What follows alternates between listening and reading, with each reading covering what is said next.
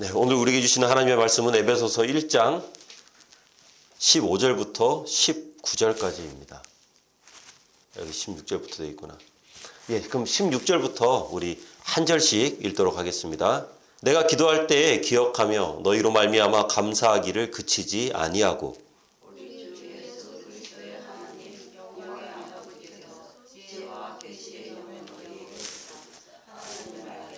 너희 마음의 눈을 밝히사 그의 부르심의 소망이 무엇이며 성도 안에서 그 기업의 영광의 풍성함이 무엇이며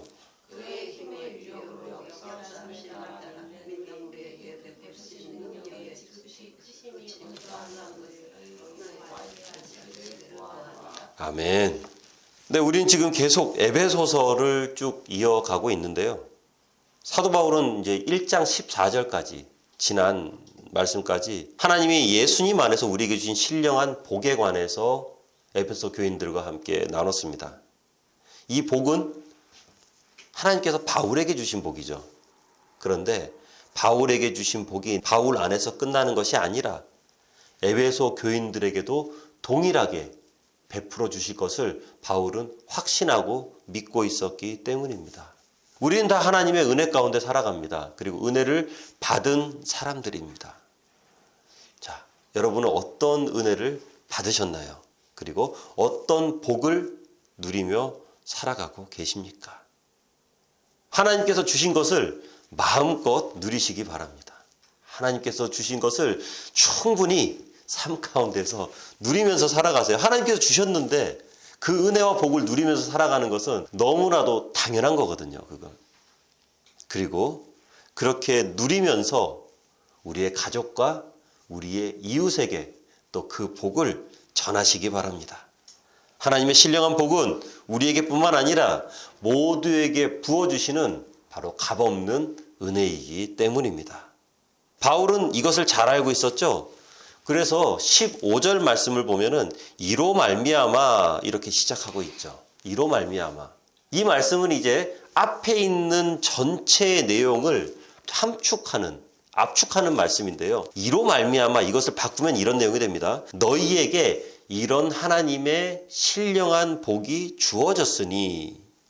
그래서 15절을 이렇게도 풀어볼 수 있어요. 우리 함께 한번 읽어보도록 하겠습니다. 15절. 너희에게 이런 하나님의 신령한 복이 주어졌으니 주 예수 안에서 너희 믿음과 모든 성도를 향한 사랑을 나도 듣고. 아멘. 다시 말해서 하나님의 선택을 받은 사람, 하나님께서 죄를 용서해 주신 사람, 성령으로 인치심을 받은 신령한 복을 누린 사람은 이제 믿음과 사랑이라는 아주 특별한 열매가 그의 삶 가운데 열리게 된다는 거죠. 믿음과 사랑, 이 두 가지는 적당하게 균형을 맞춰가면서 성장해야만 합니다.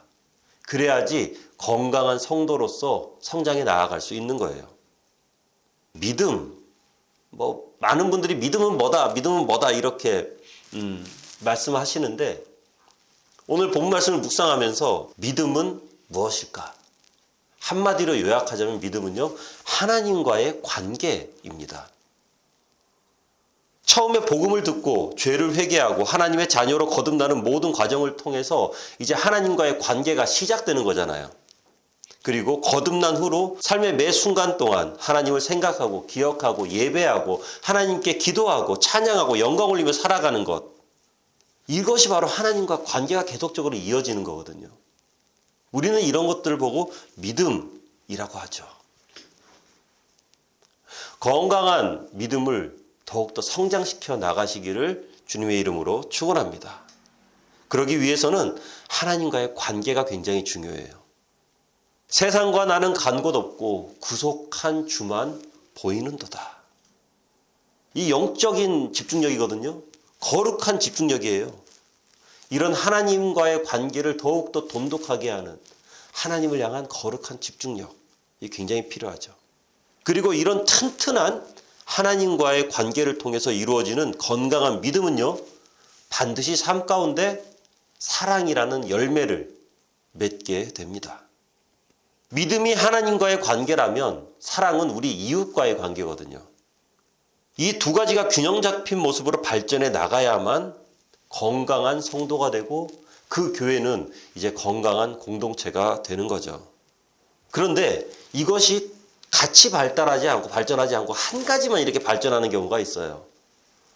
그곳에서 주로 갈등이 많이 일어납니다. 믿음만을 강조하는 것을 보면 보통 전통, 진리, 교리, 그리고 지금까지 우리가 해왔던 것, 뭐 이런 것들 되게 강조해요. 자기들이 가지고 있던 전통이나 교리에 맞지 않는 이웃을 발견하면 사정없이 공격합니다. 그거는 신앙의 모습이 아니야. 그거는 믿음의 모습이 아니야. 잘못됐다고 판단하고 정죄하는 것을 주저하지 않죠. 반대로 또 사랑만 많아도 또 그래요. 사랑만 강조하면서 살면은 다른 믿음을 또 놓치게 마련입니다. 이런 것들을 보고 크리스천 휴머니즘이다라고 이렇게 이야기하기도 하죠. 뭐 조금 잘못되면 어때? 예수님의 이름으로 우리가 선한 일만은 많이 하면 되는 거 아닌가? 왜 그렇게 교회가 사랑이 없어? 하면서 뭐든지 다 사랑으로 덮으려고 하는. 하지만 거룩을 타협하고 진리를 퇴색시켜 버린 사랑은요, 진짜 사랑이 아닙니다, 이거는. 예를 들어서 미국이나 유럽을 보면은 동성애를 수용하자. 동성애자들도 우리가 교회에서 품어주고 사랑해주고 안아줘야 된다. 이렇게 하면서 어디까지 가냐면은요, 동성애자가 목회자가 됩니다.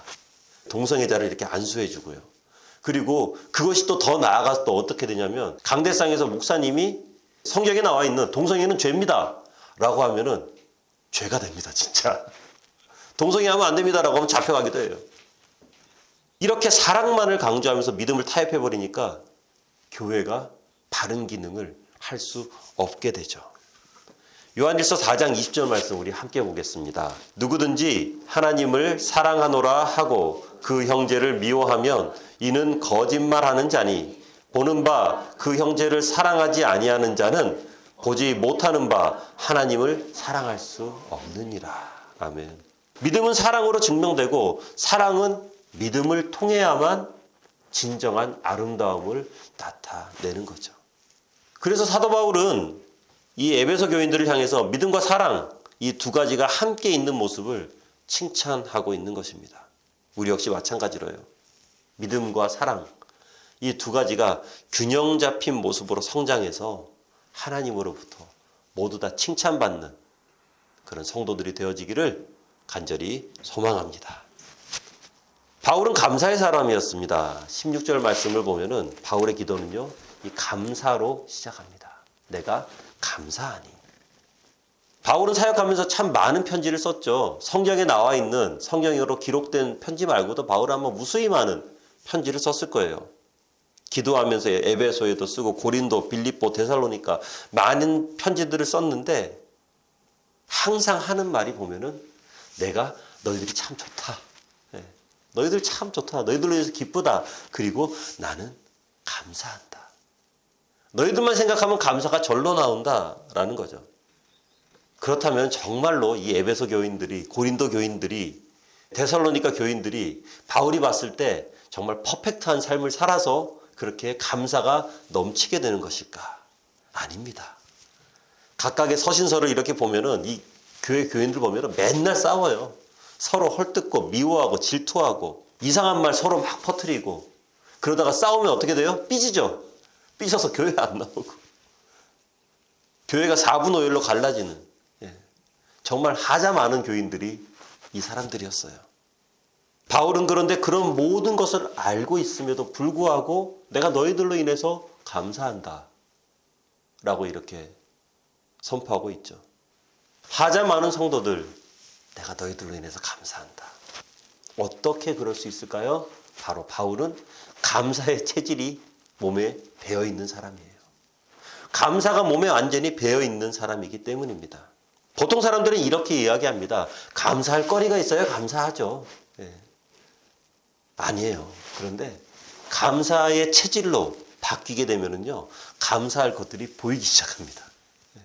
감사할 거리가 있어서 감사하는 것이 아니라 삶 가운데 감사할 거리들이 막 보이기 시작한다는 거예요. 우리 모두 이런 감사의 체질로 바뀌면 참 좋을 것 같아요. 감사의 체질로 바뀌면 모든 것이 감사할 것들로 보이는데 특히 사람을 향해서 참 많이 감사하게 됩니다.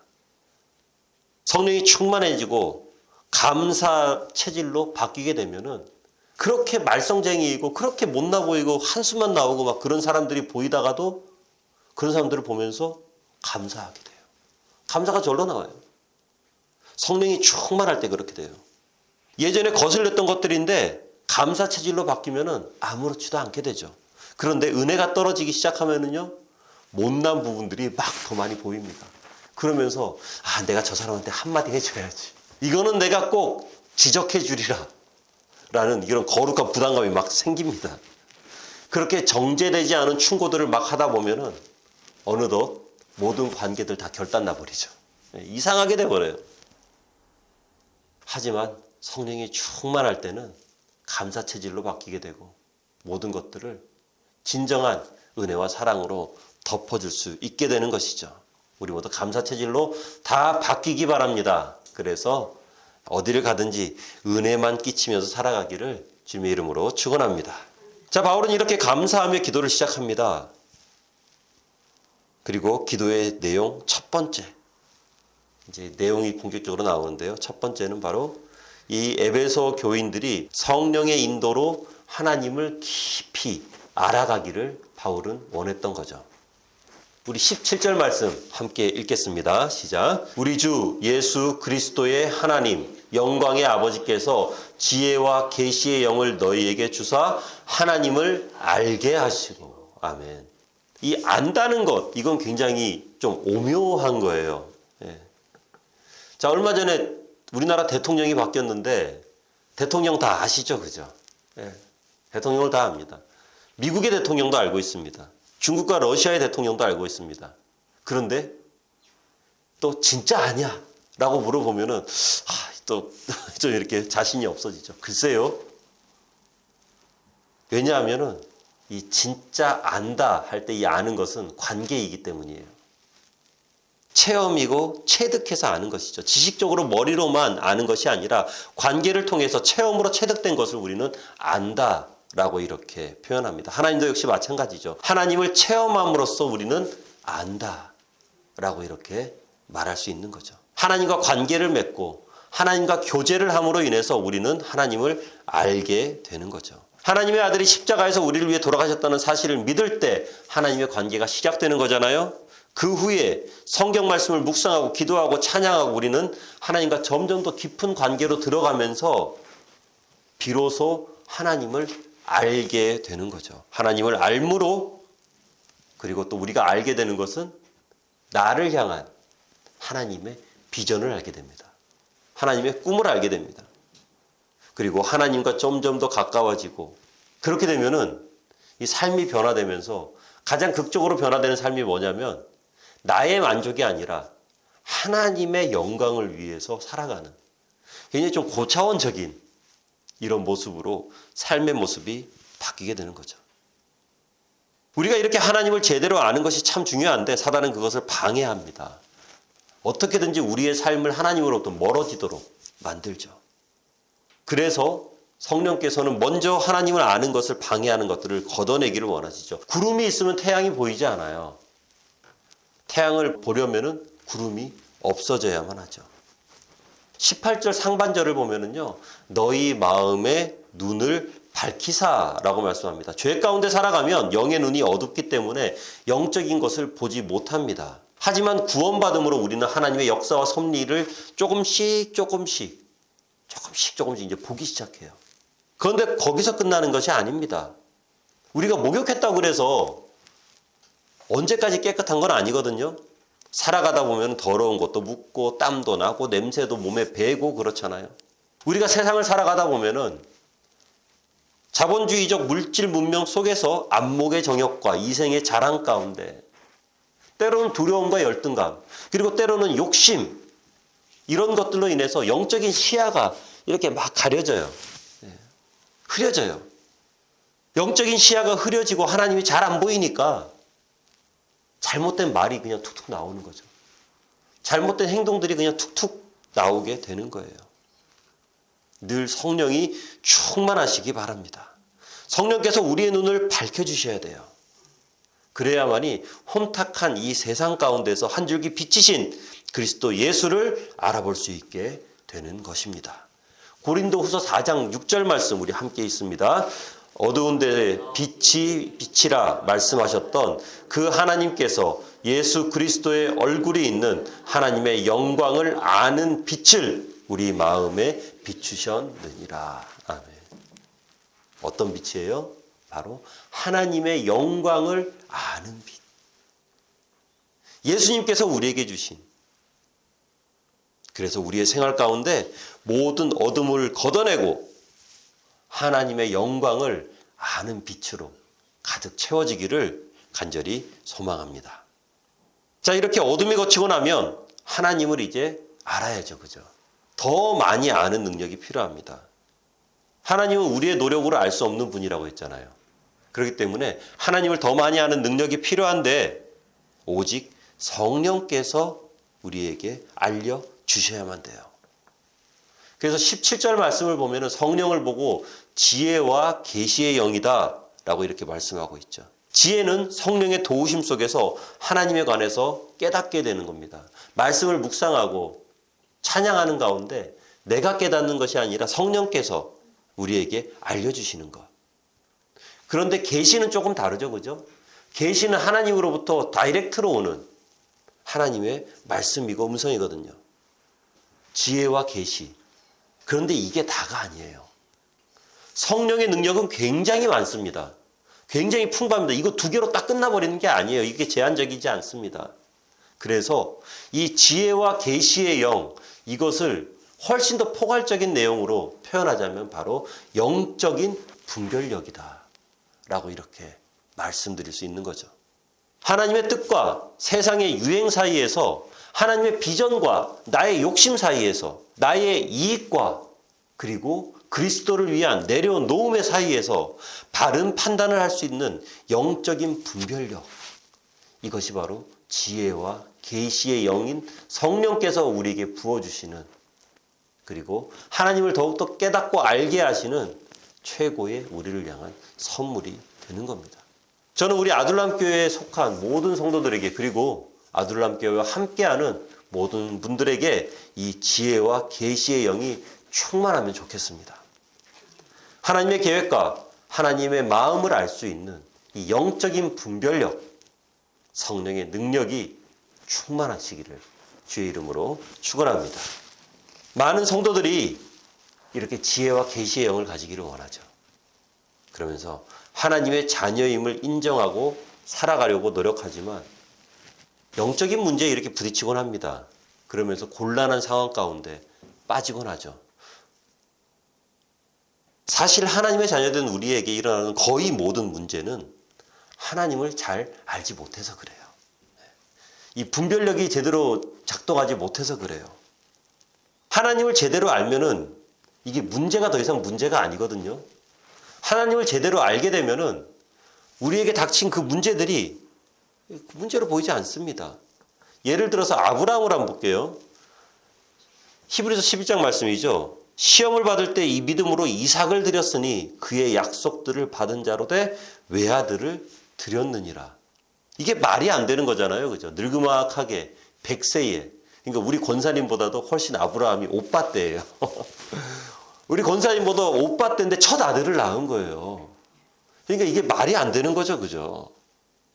말이 안 되는데 하나님께서 그 아들을 느닷없이 제물로 바치랍니다. 정말 큰 문제예요. 삶 가운데, 아브라함의 인생 가운데 아마 최고로 어렵고 힘든 시험의 순간, 문제의 순간이었을 겁니다. 이런 말도 안 되는 시험거리는 없는 거예요. 하지만 아브라함은 주저하지 않죠. 11장 19절 내용을 보면은요. 하나님이 능히 이삭을 죽은 자 가운데서 다시 살리실 줄로 생각한지라 비유컨대 그를 죽은 자 가운데서 도로 받은 것이니라. 아브라함이 알고 있었던 거예요. 하나님을 아브라함은 잘 알고 있었죠. 그래서 영적인 분별력을 갖고 있었어요. 아, 이게 하나님께서 나를 진짜로 공경에 빠뜨리는 것이 아니라 하나님께서 나를 테스트하시는 거구나. 네. 하나님을 많이 아니까 시험이 아닌 게 되는 거죠. 제대로 하나님을 알고 있었죠. 그러니까 문제가 더 이상 문제가 되지 않습니다. 많은 분들이 저를 보고 물어봅니다. 어떻게 교회를 지었냐? 라고 이렇게 물어보시면서 거의 처음에 물어보시는 것이 이제 돈 문제예요. 재정 문제입니다. 그러면서 물어봐요. 은행에서 대출은 얼마나 받았냐고. 네. 생활비는 어떻게 충당하냐고. 애들 교육비가 많이 들 건데 어떻게 공부는 시키고 있고 밥은 뭘로 먹고 사냐 라고 이렇게 많이들 물어보십니다. 그런데 빌립보서 4장 19절 말씀이 있잖아요. 우리 함께 한번 읽어보도록 하겠습니다. 시작. 나의 하나님이 그리스도 예수 안에서 영광 가운데 그 풍성한 대로 너희 모든 쓸 것을 채우시리라. 아멘. 하나님을 알면 재정이 별로 두렵지 않습니다. 하나님께서 채워주실 것을 알고 있으니까요. 하나님을 알면은 오히려 말도 안 되는 방법으로 채워주시는 하나님을 기대합니다. 소망합니다. 앞으로 하나님께서 역사하실 그 역사를 마음 가운데 더 기쁨으로 기다릴 수 있게 되는 것이죠. 그리고 사무엘상 17장 45절 말씀을 보면은요. 다윗이라는 소년이 골리앗 앞에서 하는 이 말도 안 되는 선포를 우리는 볼 수 있습니다. 나는 만군의 여호와의 이름 곧 네가 모욕하는 이스라엘 군대의 하나님의 이름으로 너에게 나아간다. 이것도 지금 말도 안 되는 내용이죠. 그죠? 예. 다윗의 인생 가운데 엄청난 문제입니다. 그런데 다른 모든 이스라엘 백성들, 다른 모든 이스라엘 사람들은 골리앗 앞에 두려워 떨면서 최고의 문제로 골리앗을 바라봤지만 다윗이 봤을 때는 골리앗은 아무 문제도 아닌 거예요. 왜냐하면 다윗은 하나님을 많이 만나봤기 때문이에요. 그래서 하나님을 잘 알고 있습니다. 영적인 분별력을 다윗은 가지고 있었죠. 그래서 이 눈앞에 닥친 골리앗이라는 문제가 더 이상 문제로 보이지 않았던 것입니다. 우리도 하나님을 잘 알 때 우리 앞에 닥친 여러 문제들을 바라보는 우리의 눈이 완전히 달라질 줄로 믿습니다. 그리고 우리의 믿음에 하나님께서는 성실하게 응답하실 것을 확신합니다. 바울의 에베소 교인들을 향한 간절한 기도는요. 하나님을 알게 해달라는 것에서 그치지 않습니다. 이후에 18절부터 19절 내용을 보면은 세 가지를 더 구하게 되는데요. 우리 한번 이 내용들 먼저 한번 읽어보겠습니다. 18, 19절 시작. 너희 마음의 눈을 밝히사 그의 부르심의 소망이 무엇이며 성도 안에서 그 기업의 영광의 풍성함이 무엇이며 그의 힘의 위력으로 역사하심을 따라 믿는 우리에게 베푸신 능력의 지극히 크심이 어떠한 것을 너희로 알게 하시기를 구하노라. 아멘. 먼저는요. 이 부르심의 소망입니다. 우리는 모두 다 하나님의 거룩한 부르심을 입은 성도들이죠. 그죠? 다 하나님의 부르심을 입었습니다. 그런데 사도 바울은 하나님의 부르심을 입은 이라고 하지 않고 부르심의 소망이로 표현합니다. 왜냐하면 우리의 구원은 단순한 부르심에서 끝나는 것이 아니기 때문입니다. 소망이 있는 부르심이에요. 소망이 따라오는 부르심입니다. 이건 너무나도 중요하죠. 대부분의 성도들은 하나님의 부르심 자체에 집중하는 경향이 있습니다. 하나님의 부르심을 입은 내가 살아가고 있다는 거죠. 그러면서 하나님의 부르심을 입은 나의 가정, 나의 직장, 나의 학교, 나의 공동체, 부르심을 입은 그 자리에 보통 보면은 시선이 고정돼 있어요. 이것은 꼭 옛날에 보면은요, 이 예전에 애굽에서 출애굽한 이스라엘 백성들이 부르심을 받고 나아간 광야를 바라보는 그들의 시선과 거의 비슷합니다. 이스라엘의 시선이 부르심을 입고 광야로 나왔는데 그 광야에서 시선이 고정돼 있어요. 그러니까 원망과 불평이 나오죠. 차라리 애굽의 종살이가 더 낫다 이런 망발도 서슴지 않고 막 나오는 거예요. 약속의 땅인 소망이 있는 가나안을 바라보지 않고 현재의 부르심의 장소인 거기만 바라보고 있으니까 그런 망발이 막 튀어나오는 거죠. 하지만 모세와 여호수아 갈렙은 부르심의 소망을 품고 있었습니다. 그러니까 똑같이 부르심을 입고 광야에 서 있지만 그들은 소망을 바라보니까 전혀 다른 삶을 살아가고 전혀 다른 이야기를 할 수 있었던 거예요. 부르심에 반드시 소망이 함께 한다는 것입니다. 다음으로는요. 기업의 영광의 풍성함입니다. 이 말씀도 이 가나안 땅 출애굽한 백성들을 생각해 보면 조금 더 쉽게 이해가 되는데요. 이스라엘이 나중에 들어갈 땅은 민수기 14장 말씀을 보면은 젖과 꿀이 흐르는 땅이다 라고 표현하죠. 축복의 땅이었습니다. 복받는 땅이었습니다. 하나님께서는 이런 축복의 땅을 말하자면은 그 기업의 영광의 풍성함을 하나님께서는 이스라엘 백성들을 위해서 이미 예비해 놓으셨던 거죠. 그런데 출애굽 1세대들은 아무도 그 영광을 얻지 못했습니다. 그 풍성함을 얻지 못했어요. 뭐 여러 가지가 이유가 있겠지만 그 중에 하나는 바로 10명의 정탐꾼들, 그들의 악평을 그대로 믿어버렸어요. 하나님께서 아무리 좋은 것들을 우리를 위해서 준비해 놓으셨어도 그것을 바라보지 못한다면, 그리고 그것을 알아보지 못한다면 그것을 내 것으로 취할 수가 없습니다. 때로는 불가능해 보이는 것이라 할지라도 그것이 하나님께서 약속하신 비전이라면 믿음으로 취하고 그것을 내 것으로 만들면 돼요. 가지고 오면 돼요. 그런데 그러지 못하니까 자꾸 불평과 원망에 빠지고 그나마 조금 가지고 있었던 그 자그마한 믿음마저도 허무하게 무너져 버리고 마는 거죠. 그래서 사도 바울은 말씀을 통해서 우리에게 약속되어 있는 그 기업의 풍성함, 그 기업이 얼마나 영광스럽고 풍성한지를 너희 에베소 교인들 좀 깨달아 알았으면 좋겠다. 그리고 그것을 너희들이 반드시 너희들의 것으로 가지고 왔으면 좋겠다. 놓치지 말고. 마지막으로 믿는 우리에게 베푸시는 그 능력이 너무나도 크다라는 거죠. 하나님께서는 어마어마한 능력으로 우리와 함께 하신다는 거예요. 이것도 가나안과 연관지어 생각할 수 있죠. 부정적인 말을 했던 10명의 정탐꾼들. 그런데 그들의 말이 틀린 말은 아니었습니다. 왜냐하면 그 가나안 지역에는 거인들의 후손인 아낙 자손들이 살고 있었죠. 그리고 소위 당시에 한 싸움 하는 사람들이었어요. 족속들이었어요. 아말렉과 헷, 여부스, 아모리 족속. 굉장히 호전적이고 싸움하는 것에 결코 멈추지 않는 그런 사람들이었습니다. 살기 등등하게 그 가나안 땅에 진치고 살아가고 있었던 거예요. 한마디로 말해서 자신들의 힘으로는 도저히 들어갈 수 없다. 그래서 좌절과 원망과 실패의 이유, 이것을 이야기할 수밖에 없었어요. 이거는 굉장히 객관적인 겁니다. 상식적인 겁니다. 하지만 가나안에 들어가고 들어가지 않고는 이스라엘의 능력과는 전혀 무관한 일이었거든요.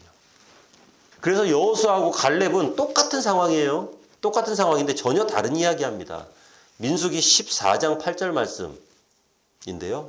우리 함께 읽어보겠습니다. 시작. 여호와께서 우리를 기뻐하시면 우리를 그 땅으로 인도하여 들이시고 그 땅을 우리에게 주시리라. 아멘. 우리가 가나안 땅에 들어가고 들어가지 않고는 우리의 능력에 아니면 우리의 어떠함에 있는 것이 아니라 오직 하나님께 달려있는 것이다 라는 거죠.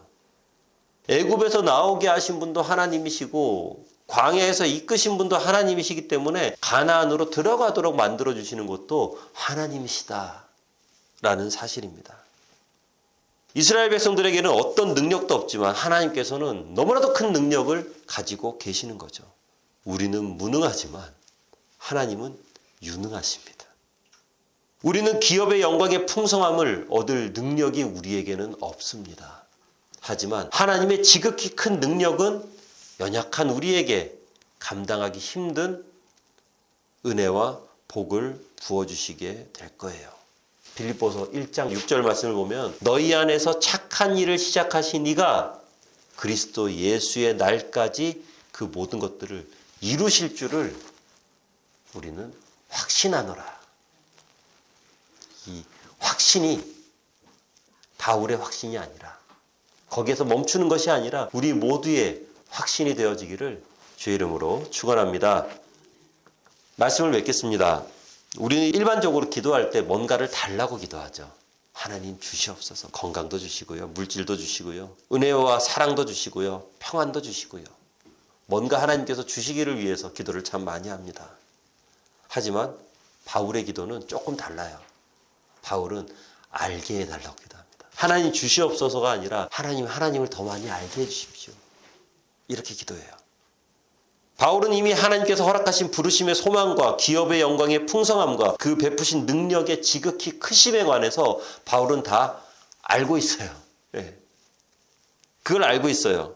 그렇기 때문에 바울은 그것보다도 한 차원 더 높아지면서 그 모든 것들을 베풀어 주시는 그 하나님에 관해서, 본체에 관해서 바울은 더 많이 알기를 원했던 거죠. 알아야지. 보통 그러죠. 아무리 좋은 물건이 있어도 알아야 써먹고요. 써먹어야 그게 내 거예요. 아무리 좋은 차가 있어도 시동 거는 방법을 모르면은요, 그냥 관상용으로 끝납니다. 영의 눈이 어두워지면은 하나님을 전혀 알지 못해요. 알지 못하기 때문에 부르심의 소망과 영광의 풍성함과 그리고 베푸신 능력의 크심을 전혀 알지 못해요. 알 수가 없어요. 그렇기 때문에 늘 눈앞에 있는 것을 구하기만 하면서 하나님 요것 조금 주세요. 하나님 요것 조금 주세요 하면서 가난하고 무기력하게 살아갈 수밖에 없습니다. 하지만 지혜와 계시의 영이 충만할 때, 영적인 분별력이 확실하게 있을 때 하나님의 뜻을 분별하고 하나님께서 우리에게 주신 것이 무엇인지를 정확하게 알고 그리고 그 분별력을 가지고 그 하나님의 능력이 얼마나 크신 것을 알 때 우리는 그 인생에 닥친 문제를 가지고 고민하는 것이 아니라 그 모든 문제 위에 계시는 하나님을 찬양할 수 있게 되는 것입니다. 지혜와 계시의 영이 충만해서 하나님의 뜻을 분별하고 주신 것이 무엇인지 알아 마음껏 누리며 살아가고 그리고 마음껏 누리는 그것을 우리 이웃들에게도 나누어 줄 수 있는 그런 넉넉한 영적 분별력으로 살아가는 우리 모두가 되어지기를 주의 이름으로 축원합니다. 기도하겠습니다. 은혜가 참 많으신 아버지 하나님, 하나님께서 우리에게 많은 것들을 이미 베푸시고 주시고 그리고 그것을 누리고 살아가기를 원하지만 너무나도 많은 사람들이 그 하나님께서 주신 것을 분별하지 못하고 그 지혜와 계시의 영, 성령이 충만하지 못함으로 그것을 알지 못한 채로 살아갑니다. 하나님 그들을 불쌍히 여겨 주시옵시고 그들에게 참된 복음이 들어가도록 해 주시옵시고 무엇보다 하나님을 더 많이 더 잘 알아가도록 그래서 하나님을 아는 지식이 더욱더 많아지고 그 은혜의 풍성함이 무엇인지 더욱더 많이 알아져서 이 땅 가운데 마음껏 누리며 그리고 전하며 살아가도록 해 주시옵소서. 예수님 이름으로 기도합니다. 아멘.